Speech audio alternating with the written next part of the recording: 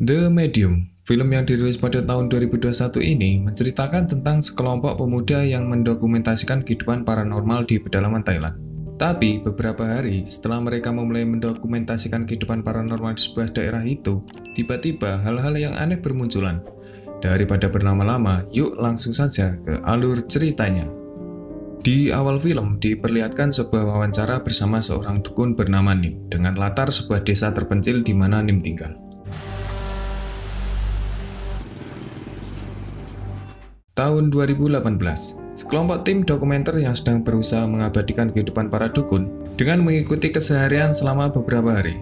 Dukun bernama Nim ini dikenal sebagai perantara arwah Bayan atau bisa disebut perantara arwah yang bernama Bayan. Di desa ini sendiri percaya bahwa mereka dilindungi bermacam jenis dewa, di mana dewa itu terbagi menjadi dua, yaitu dewa yang baik dan dewa yang jahat. Dan dewa yang berada di dalam tubuh Nim ini adalah dewa Bayan, yaitu dewa yang baik. Atas dasar kepercayaan itu, tidak heran di desa sering diadakan ritual-ritual untuk menghormati para dewa, tak terkecuali dewa Bayan. Nim juga menjelaskan kalau kepercayaan sebagai dukun Bayan ini ia peroleh secara turun-temurun dari neneknya. Sebenarnya, sekarang kakaknya yang bernama Noila yang seharusnya hidup bersama dewa Bayan. Tapi di sini Nim menceritakan kalau kakaknya tak menghendaki untuk bersama dewa Bayan. Ia memilih menolaknya dan akhirnya dewa Bayan memilih Nim sebagai penerusnya. Sejak saat itu, banyak orang desa yang meminta pengobatan padanya, terutama penyakit yang disebabkan oleh hal-hal yang berbau gaib. Tentu saja, Nim mendapatkan bayaran berupa sesajen. Saat awal meniti karir di dunia perdukunan, Nim sering sekali jatuh sakit, bahkan sakit yang ia derita itu cukup parah. Namun, pada akhirnya ia mampu menerima keadaan itu lalu sembuh. Setelah itu, Nim mengajak tim dokumenter pergi ke sebuah makam milik seorang yang bernama Willow, di mana dia adalah suami Noi yang meninggal karena penyakit kanker. Nim juga sempat bercerita di mana di keluarganya banyak sekali yang meninggal secara aneh dan berakhir tragis. Suaminya, kakeknya, sampai anak sulungnya. Di upacara pemakaman, Nim menjelaskan kalau dirinya adalah 3 bersaudara.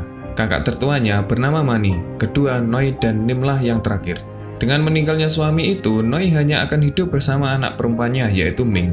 Di malam itu, Nim merasakan ada hal yang aneh. Ia merasakan keanehan itu ketika Ming menyentuh tangannya. Ditambah lagi, suasana duka seperti itu, Ming justru marah-marah pada omnya yang sedang bermain kartu.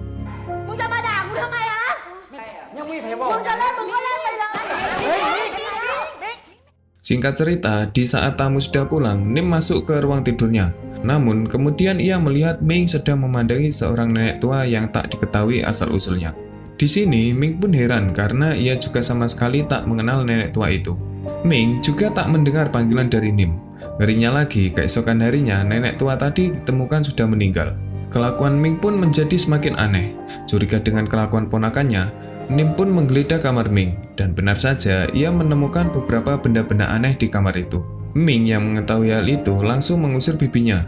Di sini, Nim mulai mencurigai kelakuan aneh dari ponakannya itu. Dia juga sempat berpikir kalau Ming akan menjadi seorang dukun. Namun, Noi, ibu dari Ming, tidak mempercayai perkataan Nim dan menyuruh Nim untuk pergi.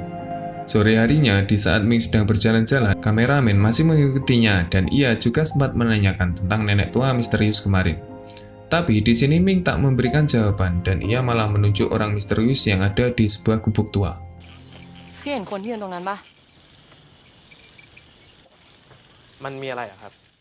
Beberapa hari kemudian, Ming yang baru saja pergi ke sebuah bar untuk minum-minum, entah mengapa justru memutuskan untuk bermalam di kantor. Namun, keesokan harinya, di saat teman-temannya sudah datang, ia ditemukan dengan keadaan bersimbah darah. Darah itu keluar dari bagian kemaluan Ming. Alhasil, ia memutuskan untuk tak masuk kantor hari itu juga. Ming yang sudah semakin bingung dengan keadaannya itu memilih untuk merahasiakan. Bahkan, ibunya juga tak diberitahu tentang hal-hal yang menimpa dirinya beberapa hari terakhir. Akhirnya, Noi pun memilih curhat ke kakaknya Mani.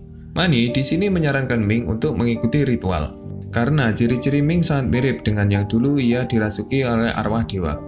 Tapi si Noi di sini bersikeras dan tak ingin anaknya menjadi dukun. Keadaan keluarga Noi pun semakin suram saat suatu hari Ming dipecat dari kantornya. Tapi di lain sisi, meskipun ia dipecat, Ming masih bisa bekerja harian lepas di sebuah kantor seni peran. Namun bisa dilihat keadaan dari Ming saat itu semakin kacau. Malamnya, di saat puncak festival, Ming tak membalas sapaan dari keluarganya. Bahkan ia juga melempari penonton yang berada di sana dengan tatapan kosong. Bahkan keesokan harinya, Ming datang ke kantor seolah-olah dia belum dipecat. Tentu saja, ia langsung diusir dari sana. Si kameramen juga sempat menanyakan perihal pemecatan Ming dari tempat ia bekerja. Di sini, bosnya menceritakan jika selama ia bekerja di sana, Ming selalu bermain kuda-kudaan di kantor itu. Dan parahnya lagi, kegiatan yang Ming lakukan selama kantor tutup itu semua terekam jelas di CCTV. Malamnya, Noi mendapati Ming yang sedang menyakiti dirinya di kamar mandi. Tapi untungnya ia masih bisa diselamatkan. Nim lalu mengunjungi keponakannya di rumah sakit. Saat itu, Noi mengatakan kalau ia melakukan sebuah ritual. Mendengar perkataan itu, Nim menyarankan pada kakaknya untuk melakukan sebuah ritual yang agak berbeda dengan ritual yang selama ini mereka lakukan. Karena yang berada di tubuh Ming ini bukanlah Dewa Bayan. Selepas menjenguk Ming, Nim memutuskan untuk masuk ke kamar Ming dengan ditemani oleh Mani. Di sana terlihat banyak sekali foto dari pacar Ming yang telah mati yang bernama Mike. Dan dari sanalah Nim mengetahui kalau Mike bukan mati karena kecelakaan, melainkan ia mengakhiri hidupnya sendiri.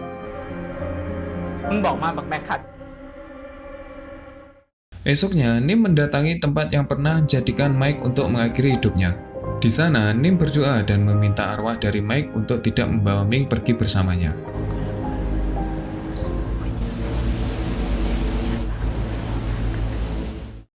Di sisi lain, Noi dan Mani membawa Ming ke tempat seorang dukun. Di sana dilakukan sebuah ritual untuk Ming. Tiba-tiba Nim datang dan meminta menghentikan ritual tersebut karena ritual itu sangat berbahaya untuk Ming. Dan beberapa saat, Ming tiba-tiba menyerang ibunya dan langsung pergi dari tempat itu. Lalu, Nim mencoba mengejar ponakannya itu, tapi Ming sudah menghilang. Malam harinya, Nim dan para warga yang lain ikut membantu mencari Ming di dalam hutan.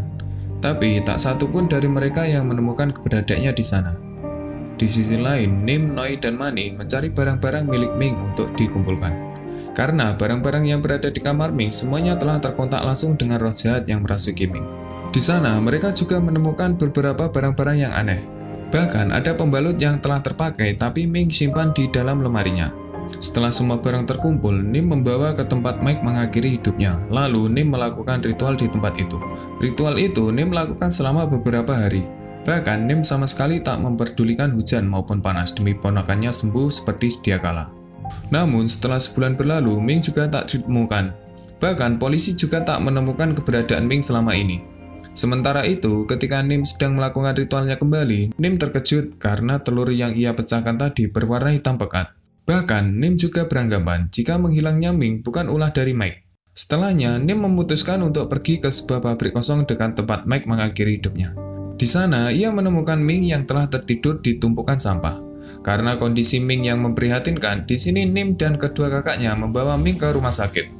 Setelah mengantarkan ponakannya, Nim memutuskan untuk datang ke gunung untuk melakukan ritualnya. Sesampainya di sana, ia dikejutkan dengan patung Dewa Bayan yang kepalanya terlepas. Di sini, ia terkejut dan kebingungan dengan ulah seseorang yang berani merusak patung itu. Setelah Ming dibawa pulang, Nim bertanya pada Ming yang kerasukan tentang siapa dia sebenarnya. Awalnya, Ming berkata kalau dia adalah Dewa Bayan. Tapi Nim di sini tak mempercayai begitu saja dengan perkataannya. Dan beberapa saat, Ming melakukan hal aneh kembali. Ia mencoba merobek bajunya yang ia kenakan dan mulai menggoda pamannya sendiri. Mereka semua mencoba menenangkan Ming dan mencoba mengikatnya.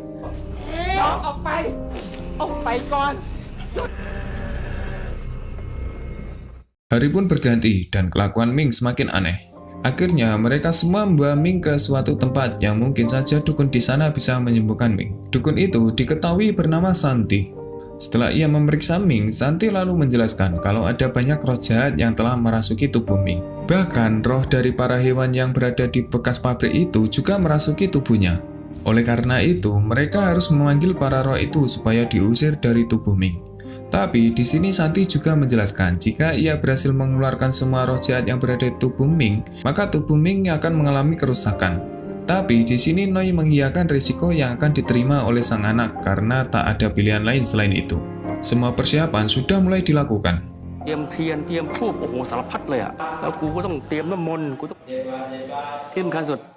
Sedangkan kondisi dari Ming semakin memburuk. Bahkan tubuh dari Ming semakin terlihat kurus karena ia sama sekali tak mau makan dan minum.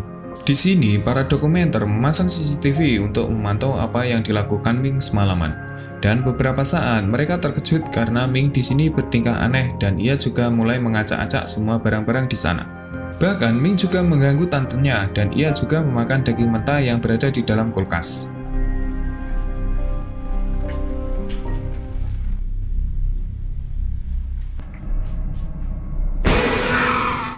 Malam berikutnya, Ming kembali melakukan hal-hal yang aneh.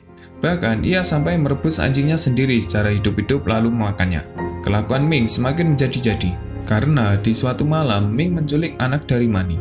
Mereka pun segera mencari anak itu hingga menyusuri hutan-hutan.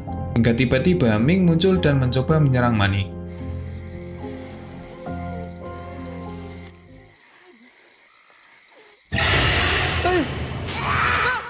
Keesokannya, Noi yang tak bisa menghubungi Nim akhirnya mendatangi rumahnya. Dan sesampainya di sana, ia tak menemukan Nim di rumahnya itu, hingga ia pun memutuskan untuk mendobrak pintu itu. Setelah terbuka, Noi terkejut karena keadaan rumah Nim sungguh berantakan, dan ia juga terkejut karena mendapati Nim telah meninggal di kamarnya secara misterius. Noi yang merasa bersalah mencoba bertanya tentang penyebab kematian dari Nim kepada Santi. Namun di sini Santi tak menjelaskan apa-apa dan malah mengatakan kalau ritual itu harus segera dilakukan. Sorenya, semua orang tengah sibuk mempersiapkan ritual di bekas pabrik kosong tempat Ming ditemukan. Rencananya, Santi akan mengeluarkan roh-roh jahat yang bersemayam dalam tubuh Ming lalu memasukkannya ke dalam sebuah toples. Lalu mereka membawa Noi ke dalam pabrik itu. Di sini, Noi mengorbankan dirinya sendiri demi kesembuhan sang anak. Sementara murid dari Santi menjaga dari luar. Tiba-tiba angin bertiup kencang dan Santi berteriak menyuruh semua roh untuk keluar. Beberapa saat, Noi mulai mengeluarkan darah dari dalam penutup kepalanya. Di saat mereka mencoba membukanya, ternyata Noi memuntahkan darah yang cukup banyak.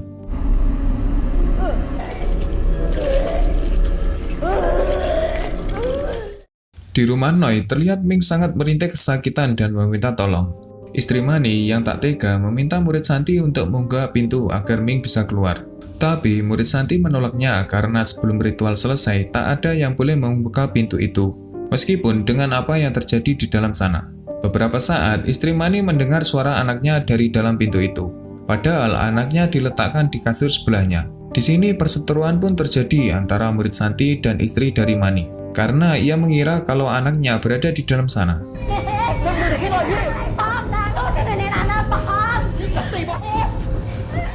Sementara itu, kendi yang berada di hadapan Santi mulai bergerak-gerak. Dan anehnya lagi, di sini Santi malah menghentikan doanya dan membawa kendi itu pergi.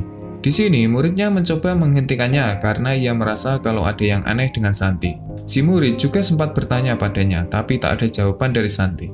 Sampai akhirnya, ia pun melompat dari atas gedung itu hingga membuatnya mati.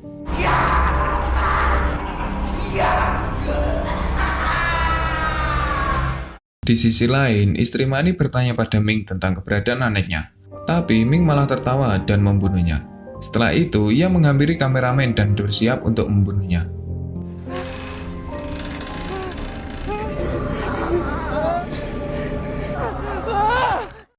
Di tempat ritual, Noi memaksa mereka tetap melanjutkan ritualnya kembali.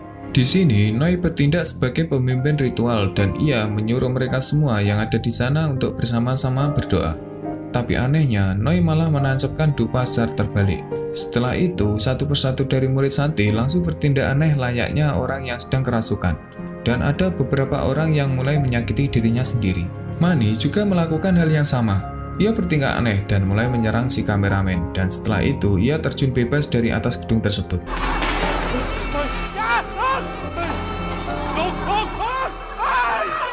Setelah semua kejadian aneh itu, tiba-tiba Ming sudah sampai di gedung bekas pabrik dengan murid-murid dari Santi yang aneh layaknya zombie.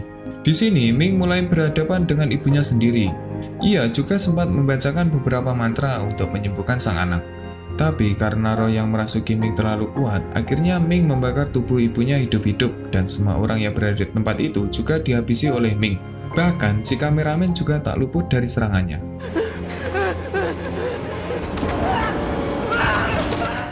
Lalu, kita diperlihatkan wawancara terakhir dengan Nim sebelum ia mati. Dari wawancara itu, terlihat bahwa Nim juga melakukan ritualnya. Bahkan, Nim di sini seolah tidak percaya jika Dewa Bayan telah merasuki dirinya.